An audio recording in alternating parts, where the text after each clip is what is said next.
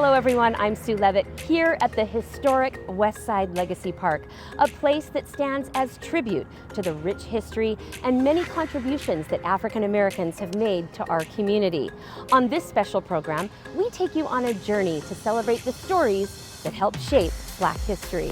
We'll highlight one of Las Vegas's longest standing Black-owned businesses run by a trailblazing African-American woman who made history as Clark County's first female firefighter. You'll also meet some exceptional Black Clark County employees who are making a difference in our community every day. And over at Pearson Community Center, we'll explore the programs, classes, and deep community ties that make the center so special. But first, we take you on a walk through history with historian Claytee White and Clark County Commissioner William McCurdy. Claytee! Commissioner McCurdy! How are you doing? Wonderful, how are you? It's so well. I am so glad to be here at the Historic Westside Legacy Park with you. Yes, it's an amazing place, isn't it? It's an amazing place. Yeah. I'm looking forward to checking it out with you. Good, let's do it. Let's do it. So we're here at the Historic Westside Legacy Park, a place that is coveted by so many in our community. And we wouldn't have got this far without some of the work of individuals who have come before me, like the visionaries, our former city councilman, Cedric Creer, our former commissioner, prior to my time on the commission, Dr. Lawrence Weekly, having the vision to bring something like this to the community and just talk about like what it means and the types of individuals we have here. So we have everybody in this park. You don't have to have a PhD to be in the park. Right. You can be a maid and have done something wonderful for the community. We don't have to be the mayor of the city. As a matter of fact, standing right here, this is John Howell. Do you know John Howell? I've heard of John Howell. He happens to be one of the first landowners, Black landowners in Las Vegas. That's correct. So part of Springs Preserve, he owned at one time. Wow. Isn't that amazing? But there is special attention and focused on some of those who we call trailblazers. Yes.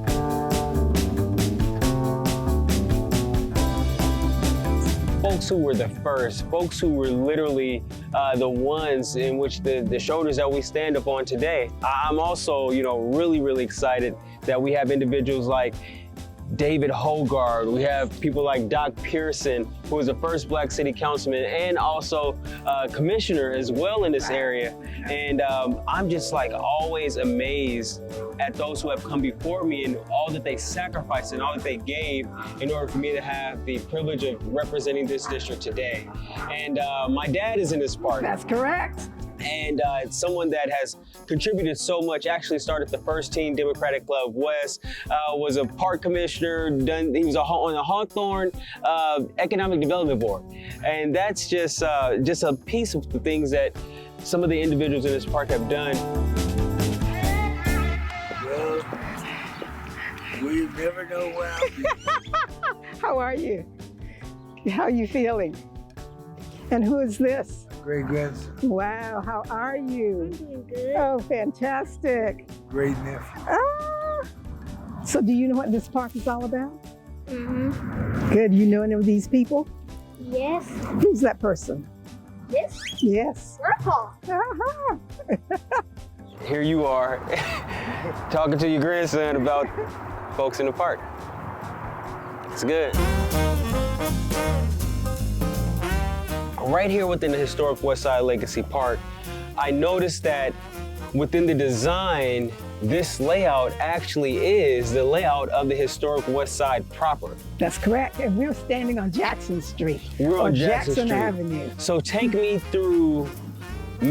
down memory lane of what Jackson was like in the 40s and 50s and 60s.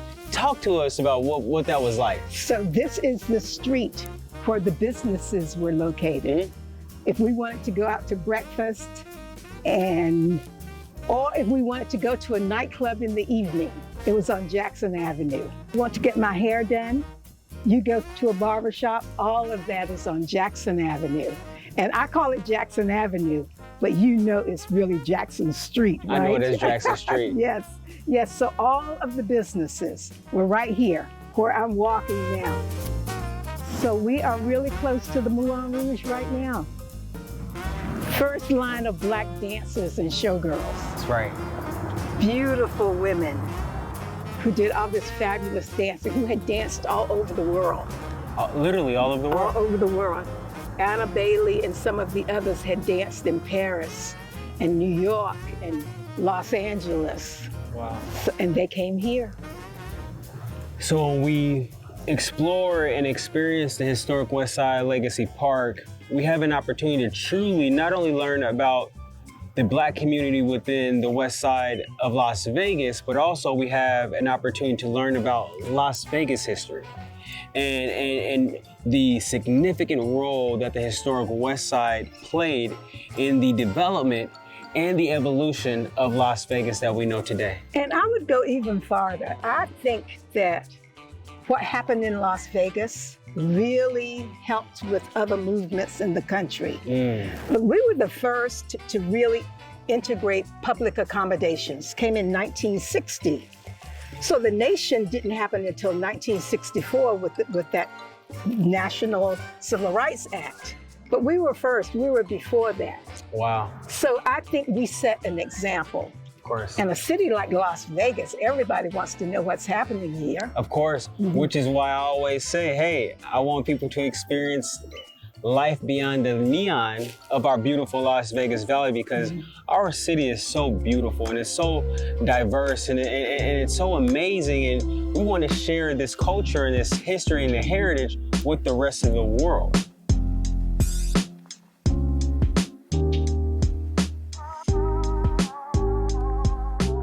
I believe that this statue presents a lot of inspiration for not only myself, but many generations to come as the first Black person to occupy the White House. And also it provides us the ability to see what's possible. And I'm just so grateful for Hanlon and his entire team for putting this together and delivering us a product that we can be proud of right here in the Historic Westside Legacy Park. On the trail in the Historic Westside Legacy Park, there are different moments in time where these placards show something significant that happened in the city. That's right. This is all about the fight for equality. We see people meeting, protesting. We see a march on the Las Vegas Strip. That's right. They didn't stop. Even after the national welfare rights movement ended, Ruby Duncan, Mary Wesley, and all of those women continued to agitate. And they started a nonprofit right there at the corner of D and Jackson. That's right. In that old hotel. I just want to say, again, thank you for all the work that you do, and not only with this committee that put these beautiful folks within this park, but also the work that you do on a day-to-day basis and how you are always pushing us to continue to be better as a community. And we have the ability, we have the talent, we can do anything. That's right. We can do anything with Claytee in the house. She was my queen, a castle in the mountaintops, rivers and streams, plugging sunlight from the sky in my pocket, give it to you later on. Claytee, was amazing getting a chance to walk through the Historic Westside Legacy Park with you and talk about some of the trailblazers who have done so much to allow myself and others to be able to carry the baton forward. And I'm just grateful for you. Well, I just appreciate you. And we actually walked through the Historic Westside. We actually did. Yeah, so this was great. All right, it was so good seeing you. Wonderful seeing you. Okay. Might have listened to a thought was fact.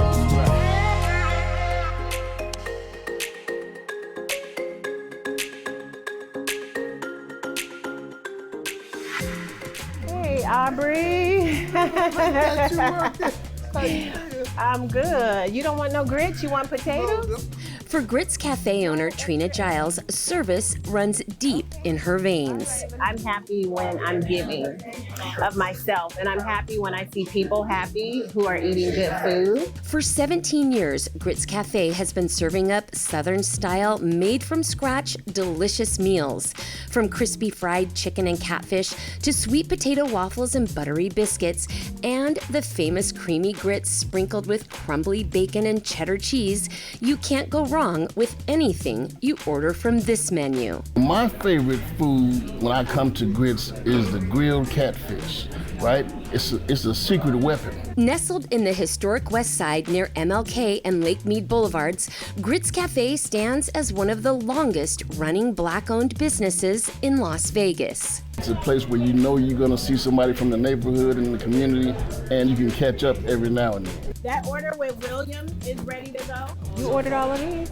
It's a place where you can come and shake somebody's hand who has made Nevada history and African American history. Clark County Commissioner William McCurdy is a regular, and even former Secretary of State Hillary Clinton visited during her 2016 campaign, sitting just feet from a photo of former President Barack Obama. In the Black community, gathering and food have been the center of our community and our culture, and making sure conflict resolution, getting problem solved, addressing different issues. That has always been a tradition, and so this is Big Mama's Kitchen, Gritz Cafe, without Big Mama having to be here. Before opening Gritz Cafe, Trina broke barriers as the first Black female firefighter for Clark County. At age 21, while working as a district court receptionist, Trina was approached by former Clark County Deputy Fire Marshal Samuel Smith about becoming a firefighter. At the time, there were no female firefighters working for the county. And at the time, I was entering pageants. I had entered Miss Clark County, Miss Nevada, USA pageants. And I looked at my nails and I was like, no, thank you. Like, what? But former Fire Marshal Samuel Smith was persistent and offered to provide help to potential firefighters at his bookstore, Native Son, which was located at West Monroe Avenue and D Street. And literally 3 days a week, I was at his bookstore pulling fire hose up and down Jackson Street, learning about the mechanics of firefighting. Trina made it through the Fire Academy and became the first Black female firefighter for Clark County in 1996. I was really proud when I would take off my helmet and the little girls would say, "That's a girl." Trina worked her way up, becoming the first Black female arson investigator. It was during this time her vision for a community breakfast spot led to the opening of Gritz Cafe. And I said, oh, that's what we need. There are no good breakfast spots in our community that serve food that tastes like you made it at home. That's how Gritz was born. We were going to go to a buffet. However, we like to support local Black-owned businesses. So that's how I found Gritz Cafe. And let me tell you, we love it. Now, sometimes I say you have 17 years in business. You had presidents of the United States come here. You are in the top 100 restaurants in the city, and you're small. Happy birthday to you. Happy birthday. Small, but making a huge impact on our community. And as Trina reflects on her history, she's thankful for those that blazed a trail for her. We stand on the shoulders of the people who came before us, and it was difficult for them. It wasn't easy. Just like I blazed a trail, someone blazed a trail for us to be able to vote, for us to be able to walk down the street and feel safe. And never forget where you came from, because it will always catapult you into your purpose.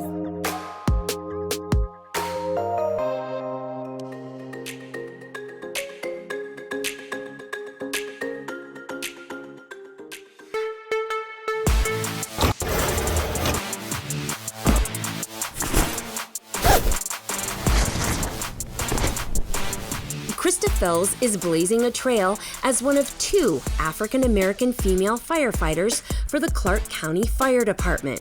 Being a firefighter and having this career has been a tremendous opportunity for me to serve our community and provide for my family in a way that I could never have imagined. With 12 years in the department, Krista has worked her way through the ranks. Now an engineer, she has her sights set on becoming a captain. Let me know when you're ready.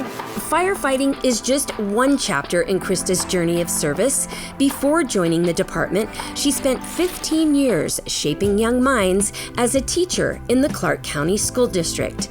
As a single parent, balancing career and family hasn't been easy, but it's a challenge she's embraced. But having this career, even with our schedule being the way that it is, it gave me an opportunity to truly be like a stay-at-home mom with my kids when I was home. I could go with them to their school. I could go check on them when they were having problems. I could take them to practice. I could cook dinner for them. And Krista isn't done growing. Krista's back in the classroom, this time as a student, earning her executive MBA. She hopes to lead by example, showing her children and her colleagues that learning never stops. I love to learn. I love to build people. I love to grow. I love to find ways to fix problems and solve problems, and I really love bringing people together. Krista's dedication to serving others isn't just a job, but second nature. Recently, she was on her way home from a Recruit Academy graduation when she came across a serious car accident. So I look, I slow down, I pull over, and I see a car engulfed in fire. Without hesitation, Krista pulled over and jumped into action. And then I see a man climb out of the vehicle on fire, and then I was like, I gotta stop. Krista provided critical aid to those involved until emergency crews arrived. Her quick thinking and selfless service that day not only earned her the respect and gratitude of the community, but also led to her nomination for the Value Champion Award. Hello, I'm Thomas Touchstone with Clark County Fire, and I recommended Krista Fells as a Value Champion because of her commitment to service.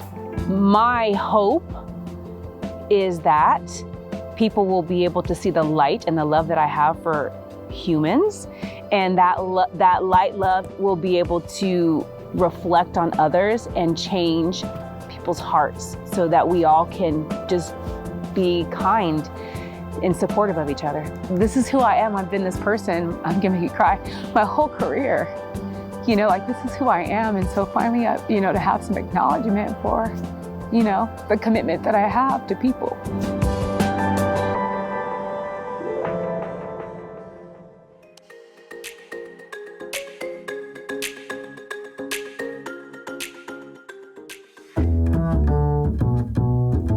Bright, cheery, and positive.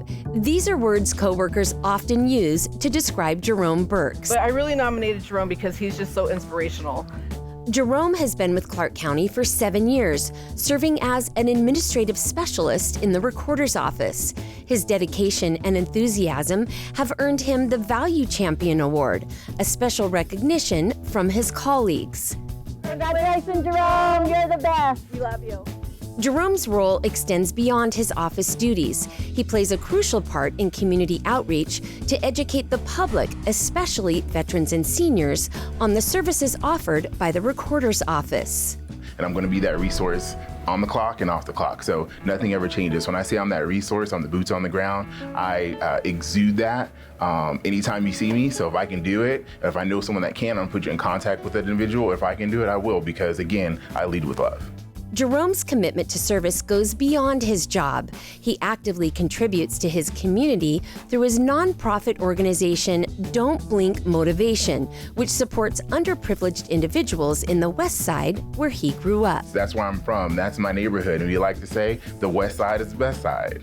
We went shopping, we got donations, and this is what happened.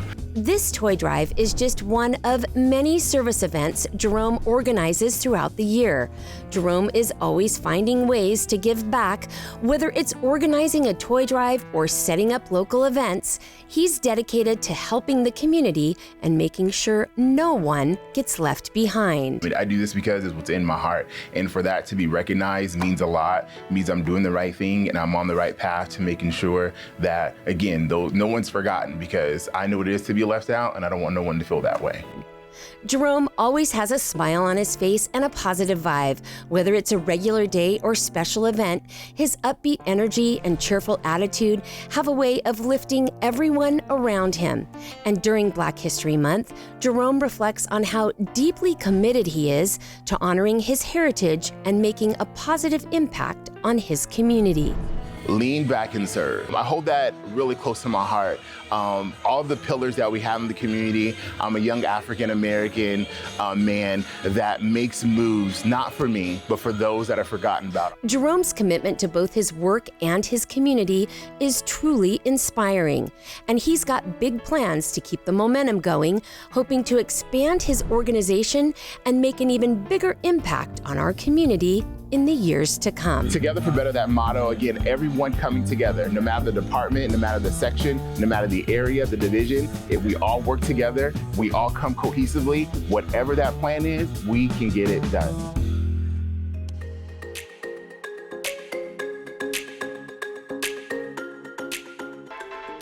When our car breaks down, where do we go?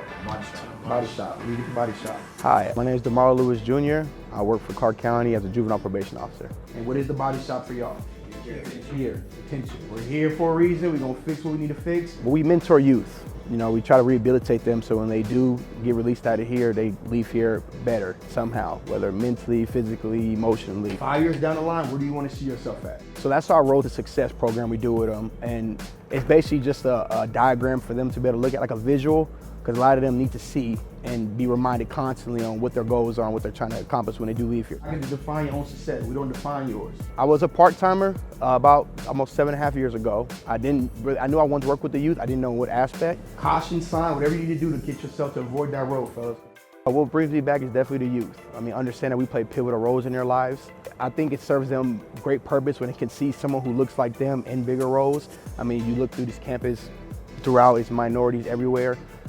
They don't have the greatest mentorship, they don't have the greatest upbringing. So us coming in there and trying to be that positive role in their life. And then when it does work out and you get invited to graduations and birthdays and, you know, their kids, you know, baby showers, like those are the parts that keep us coming here and understand that we do play big purposes in their lives.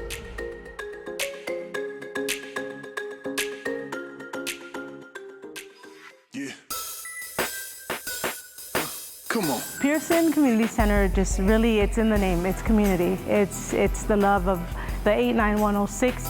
Yeah. Come on. Because I'm an African American. Yeah. Come on. At the heart of the 89106 community stands the Pearson Center, a place rooted in love and togetherness. Named after Dr. William Pearson, the first Black City Council member in Las Vegas and a respected dentist, the center honors his legacy.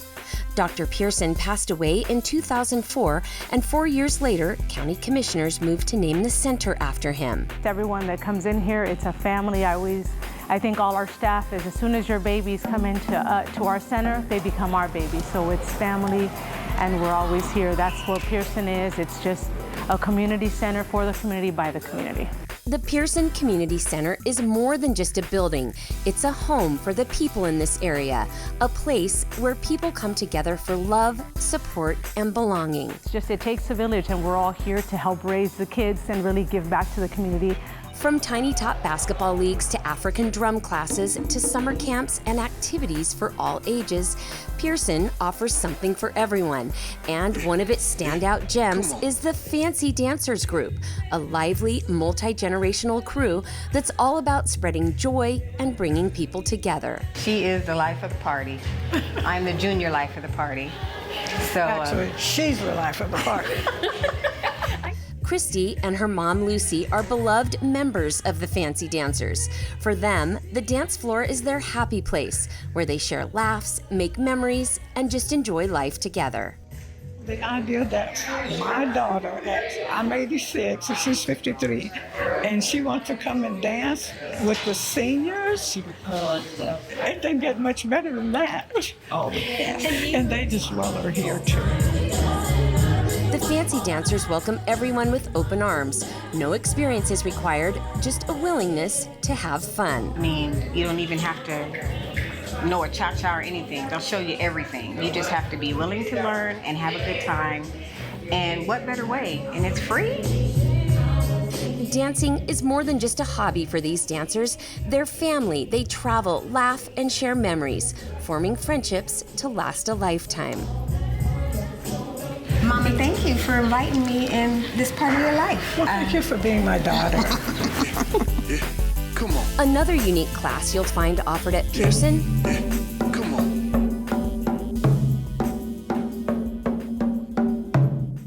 African drumming.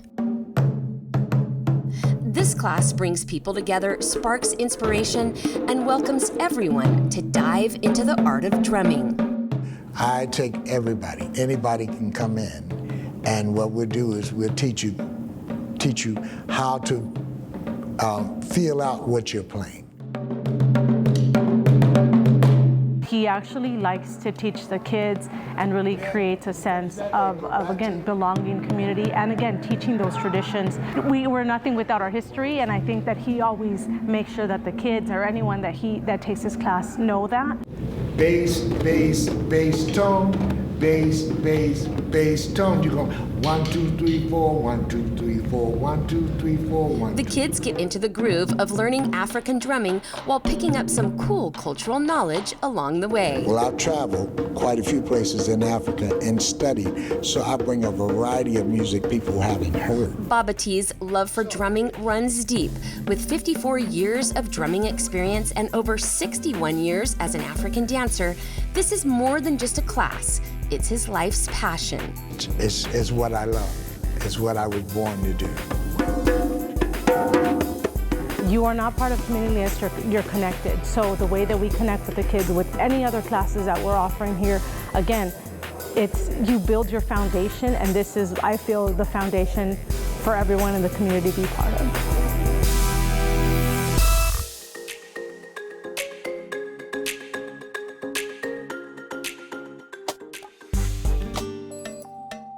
Soon, taking a walk through history at the Pearson Community Center will be as easy as stepping inside.